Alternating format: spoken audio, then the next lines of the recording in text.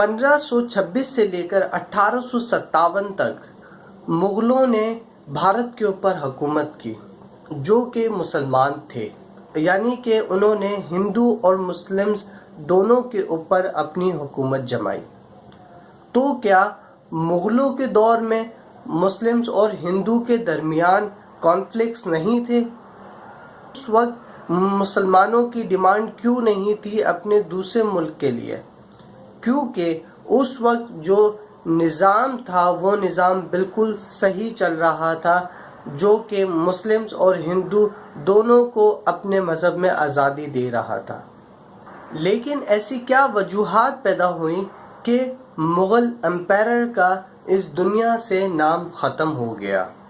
بھارت میں مغلز کی انٹری کچھ اس طریقے سے ہوئی کہ پانی پت کے مقام پہ ابراہیم لودھی اور ظہیر الدین محمد بابر کے درمیان ایک جنگ ہوئی، اور اس جنگ میں ظہیر الدین محمد بابر جیت گئے، جو کہ 1526 میں سب سے پہلے مغل بھارت کے اندر داخل ہوئے، اور مغل سلسلہ کنٹینیوسلی چلتا رہا، جو کہ 1857 بہادر شاہ ظفر پہ جا کے ختم ہوا۔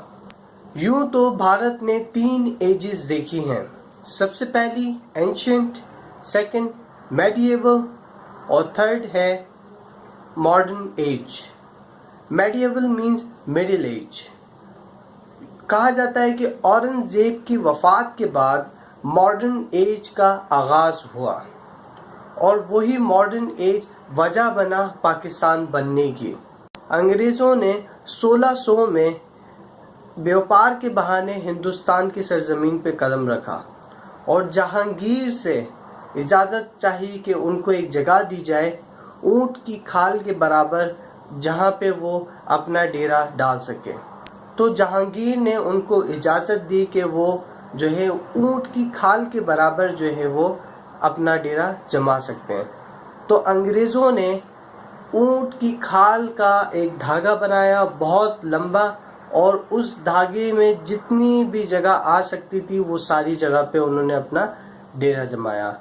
اس طریقے سے ایسٹ انڈیا کمپنی کا جنم ہوا بھارت کی سرزمین کے اوپر۔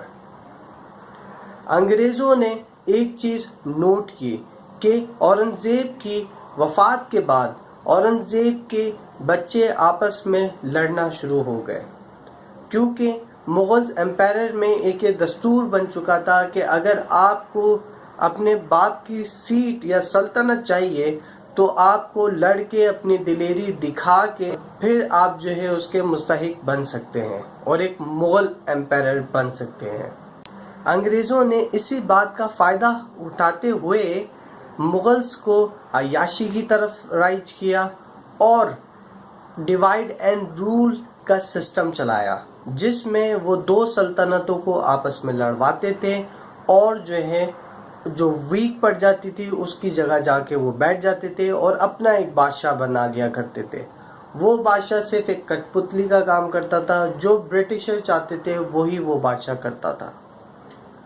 اس چیز سے لوگ بہت تنگ آ چکے تھے، اور ان کے اس ایرا کو کولونیل کہا جاتا ہے۔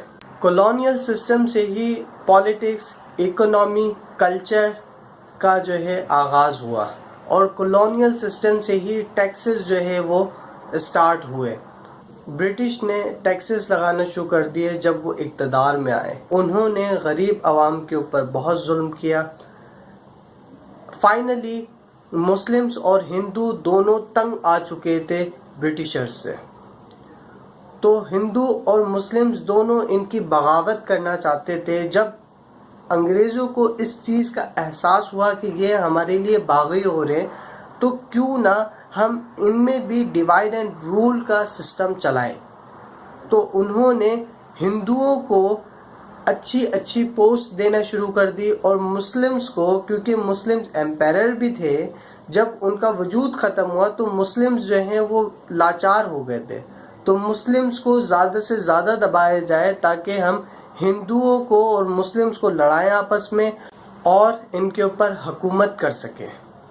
مسلمانوں کو ہر جگہ کم تر کیا گیا، چاہے وہ گورنمنٹ پوزیشنز ہوں چاہے وہ پرائیویٹ پوزیشنز ہوں، ان کے لیے کوئی جاب اپرچونٹیز نہیں تھی، ان کے بنیادی حقوق بھی ان سے چھینے جا رہے تھے۔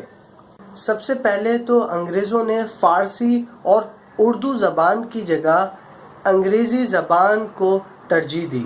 سارے آفیسز میں انگریزی زبان میں کام ہونا شروع ہو گیا، کیونکہ ہمارے مسلمان لوگ اردو ادبی زبان پہ سب کام کرتے تھے پہلے، ان کے لیے انگریزی زبان سمجھنا تھوڑا مشکل تھا۔